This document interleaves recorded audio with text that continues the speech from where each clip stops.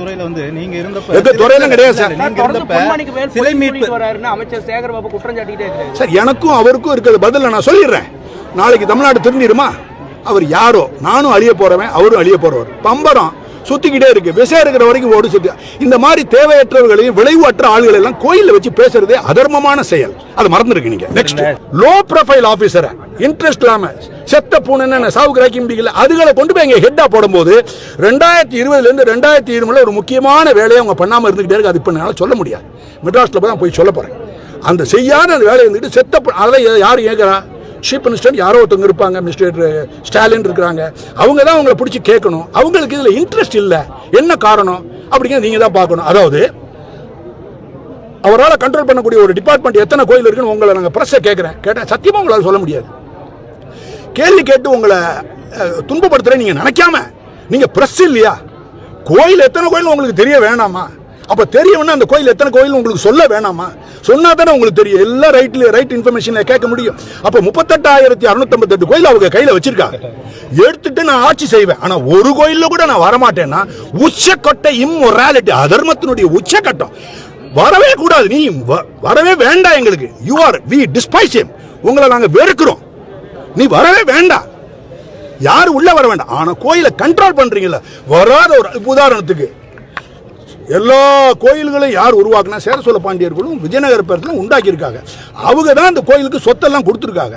யாராவது ஒரு மாடல் போய் ஒரு பைசா சொத்தை கொடுத்துருப்பீங்களா? இல்ல. இன்னைக்கு இந்த மாசம், இன்னைக்கு 1ஆம் தேதியா, டிசம்பர் மாசம் எவ்வளவு பணம் எடுத்திருக்காங்க கோயில்ல இருந்து சொல்லுங்க சார். ஒரு மாசத்துக்கு டிசம்பர் மாசம் எவ்வளவு சார் பணம் எடுத்துருக்கோம்? கோச்சிக்கிடாம சொல்லுங்க சார். மறந்துட்டீங்க. இந்த அடிக்கிறார் யாரோ ஒருத்தர் பர்ஸ் கார்டு அடிக்கிறாரு. 28 கோடியே 49 லட்சம் ரூபாய் எடுத்துருக்கு. தெய்வ சத்தியம். கோயிலுக்கு ஏத்தாப்புல வச்சோம். எவ்வளவு? 28 கோடி. அநியாயம். நல்லா இருப்பீங்களா? இப்ப வார்த்தை வரும்ல, எவ்வளவு பெரிய வார்த்தை வருது, எவ்வளவு கண்ட்ரோல் பண்றேன் நான். கொடூரமா நல்லா இருப்பீங்களா? 1 கோடி அடியா? ஒரு கோட்டம் ஒரு நாளைக்கு 3 லட்சம் ரூபாய். 28 கோடியே 49 லட்சம் ரூபாய் யார்கிட்ட இருந்து எடுக்கிறீங்க? எங்க இருந்து எடுக்கிறீங்க? பொதுமக்களுக்கு தெரியலையே.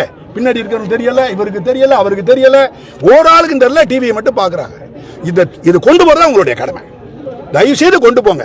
28,49,000 ஒரு மாசத்துல கோயில் ஃபண்ட்ல இருந்து எடுத்து கோயில் நிர்வாகம் கணக்காடுறாங்க. ஆனா நிர்வாகத்தை ஓட்டுறாங்க, டிபார்ட்மெண்ட்டை ஓட்டுறதுக்கு அவங்களுக்கு. அப்படின்னா ஜேசியோட புள்ள படிக்கிறது, மே துணிமணி உள் துணிமணி வாங்குறது, வாடகை கொடுக்கறது, சினிமாவுக்கு போறது, நகை வாங்குறது, எல்லாமே இறைவனுடைய பணம். ஆனா ரெவன்யூ டிபார்ட்மெண்ட் அப்படி கிடையாது. போலீஸ் டிபார்ட்மெண்ட் அவங்க மக்கள் வரி பணத்துல சொல்றாங்க. இவங்க மக்கள் வரி பணம் கிடையவே கிடையாது. இதை தயவு செய்து புரிஞ்சுக்கணும். பல இடங்கள்ல நான் லிப்ட்ல இறங்க போகும்போது டாக்டர்ஸ் 4 பேர் ஃபேமிலியை பார்க்குறேன். சார் உங்களுக்கு கேள்வி கேட்கிறேன், திருப்பி மக்கள் வரி பணம்ன்றாங்க. ஹைலி எஜுகேட்டட் பீப்புள், சீரியஸான பீப்புள், ரிட்டையர்ட் ஐஏஎஸ் ஆஃபீஸர் கேட்க அவங்க என்ன சொல்றாங்க? மக்கள் வரி பணம் தவறா செய்யறாங்க. அதை கொஞ்சம் மாத்துறது நீங்க தான் கொண்டு போய். கிடையாது, இந்த பணம் அவங்களுடைய பணம் இல்ல, கோயிலோட பணம். இன்னொரு சரி, உண்டியல் நாங்க உங்க உண்டியல்ல போறது சுண்டக்கா பணம். நீங்க போறதெல்லாம் கோடிக்கணக்கில். நான் சொல்றது அந்த எம்டி சொன்னாலே அந்த வாடகை எடுக்கிறது, வேக்கன் கேண்ட் 22,600 கிரவுண்ட் வேக்கன். அதுல வரக்கூடிய வாடகை கழிவு இருக்குல்ல, வராதுன்னு என்ன சொல்லி அரியற தமிழ்ல சொல்லுவாங்க. தமிழ்ல பாக்கி வாடகை பாக்கி இருக்குல்ல, லீஸ் பாக்கி. அதை இவங்க நிறைய நடவடிக்கை எடுத்துன்னு சொல்லி மிஸ்டர் ஸ்டாலின் கூட பயங்கரமா செஞ்சிருக்காரு, கதையெல்லாம் விட்டார் இல்லையா? அப்போ அதோட விலை 8 மாசத்துல அரியர் வந்தது மட்டும் 151 கோடி.